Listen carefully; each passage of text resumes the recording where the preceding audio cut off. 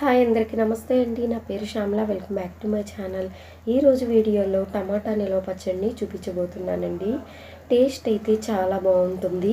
నేను చూపించే విధంగా నేను చెప్పే కొన్ని టిప్స్ పాటించి యాజ్ ఇట్ ఈస్ ఇలానే చేశారంటే అస్సలు పాడవకుండా సంవత్సరం పాటు నిల్వ ఉంటుంది. మార్కెట్లో ఇప్పుడు టమాటా రేటు బాగా తగ్గింది కదా, ఈ టైంలో పచ్చడి చేసుకొని మనం స్టోర్ చేసుకోవచ్చు. బయట అమ్మే పచ్చళ్ళ టేస్ట్ కంటే మనం తయారు చేసుకునే ఈ పచ్చళ్ళ టేస్ట్ చాలా బాగుంటుందండి.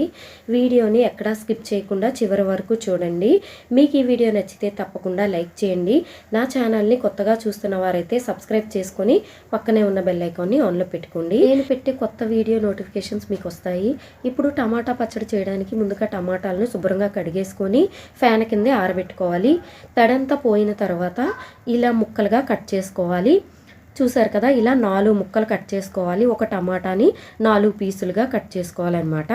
నేను ఇక్కడ 2 కేజీలు టమాటా తీసుకున్నానండి. ఇప్పుడు స్టవ్ వెలిగించుకొని 3 టేబుల్ స్పూన్లు ఆయిల్ వేసుకోవాలి.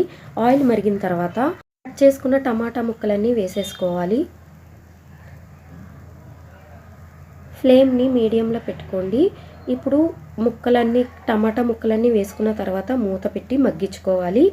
ఆయిల్ వేసుకొని నేను ఉడికించుకుంటున్నాను. ఆయిల్ లేకుండా కూడా డ్రైగా కూడా ఈ పీసెస్ని మగ్గించుకోవచ్చు.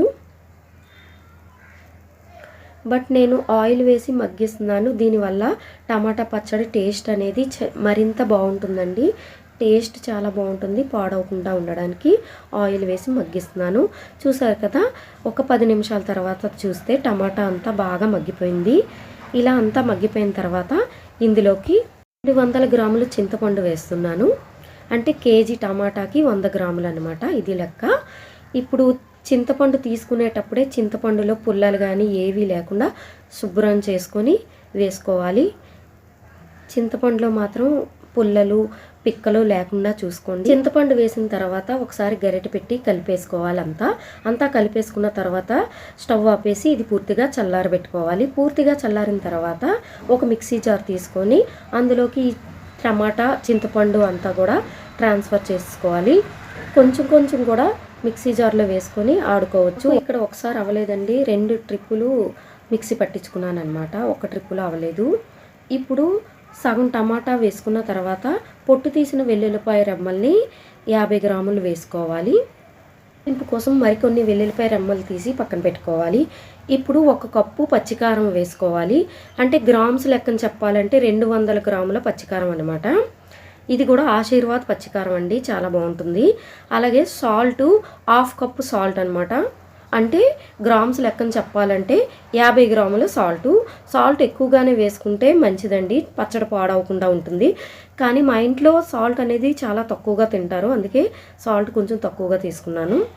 ఇప్పుడు స్టవ్ వెలిగించుకొని పచ్చడి తాలింపు పెట్టుకునేందుకు ఒక కడాయి పెట్టుకొని 300 గ్రాముల ఆయిల్ వేసుకోవాలి.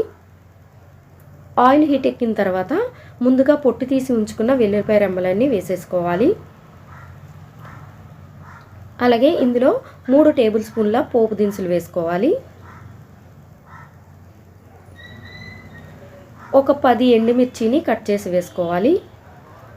ఇప్పుడు కొంచెం కరివేపాకు వేసుకోవాలి. అంటే 2 స్పూన్ల కరివేపాకు వేసుకోవాలి. ఈ పోపు కొంచెం వేగిన తర్వాత ఇందులో 1 స్పూన్ ఇంగువ వేసుకోండి. ఇంగువ ఫ్లేవర్ పడదు నచ్చదు అనుకున్న వాళ్ళు స్కిప్ చేయొచ్చు. పోపు బాగా వేగిన తర్వాత ముందుగా మనం మిక్సీ పట్టించుకున్న టమాటా పేస్ట్ అంతా వేసేసుకోవాలి.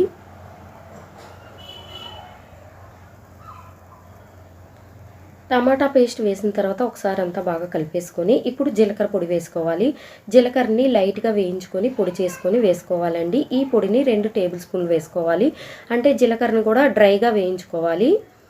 ఇప్పుడు ఇందులో మెంతుల పొడి 1/2 స్పూన్ వేసుకోవాలి. మెంతులు కూడా లైట్గా వేయించుకొని పొడి చేసుకొని ఆ పొడిని 1/2 స్పూన్ వేసుకోవాలి. అంటే జీలకర్ర పొడి 2 స్పూన్లు, మెంతుల పొడి 1/2 స్పూన్ అనమాట. మెంతుల పొడి ఎక్కువ వేయకూడదు. పొడిలన్నీ వేసిన తర్వాత బాగా మిక్స్ చేసుకోవాలి. బాగా కలుపుతుండాలండి. అలాగా కలుపుతూ ఉడికించుకోవాలి. పచ్చడి అనేది ఇలా వేయించుకోవాలన్నమాట, అప్పుడు బాగుంటుంది. ఈ జీలకర్ర పొడి మెంతుల పొడి వేయడం వల్ల ఫ్లేవర్ బాగుంటుంది. పచ్చడి టేస్ట్ కూడా సూపర్గా ఉంటుంది. బయట కొనే పచ్చడిలో ఈ పొడులు అవి ఏవి వేయరండి, అందువల్లే అది అంత టేస్ట్ ఉండదు. ఇలా యాజ్ ఇట్ ఈజ్గా చేసి చూడండి, చాలా బాగుంటుంది, పాడవదు, చాలా కాలం మనకి 1 ఇయర్ వరకు నిల్వ ఉంటుందన్నమాట. నేను టమాటా అవి చవకైనప్పుడు ఇలా పచ్చడి చేసుకొని స్టోర్ చేసుకుంటాను. టిఫిన్స్లోకి, రైస్లోకి చాలా బాగుంటుందండి. మనం పచ్చడి తయారు చేసుకున్నప్పుడు ఆయిల్ అనేది ఎక్కువగా వేసుకోవాలి. ఊరగాయల కంటే ఆయిల్ ఎక్కువ వేసుకోవాలి. ఆయిల్ ఉంటేనే అది పాడవకుండా ఉంటుంది. ఆయిల్ అనేది ఎక్కువగా వేసుకోండి. పచ్చళ్ళకి, ఊరగాయలకి ఎప్పుడైనా వేరుశనగ నూనె అయితే టేస్టింగ్ మరింత బాగుంటుందండి. మ్యాక్సిమం వీలైనంత వరకు వేరుశనగ నూనె వాడండి. ఇంకా పచ్చడి తాలింపు పెట్టుకునే టైంలోనే ఎక్కువ టైము ఫ్రై చేసుకోండి. ఆయిల్లో ఫ్రై అయితే పచ్చడి ఎక్కువ కాలం నిల్వ ఉంటుంది, రుచి కూడా చాలా బాగుంటుందన్నమాట. నేనైతే ఎక్కువగా పచ్చళ్ళని ఇష్టపడను. అలాంటిది నేను తయారు చేసుకున్న పచ్చడి అంటేనే తింటానన్నమాట. ఇలాగ ఉంచుకుంటాను రెడీగా. రైస్లోకి ఎప్పుడైనా కూరలు అవి లేనప్పుడు ఈ పచ్చడి ఒకటి వేసుకొని తినేయచ్చు.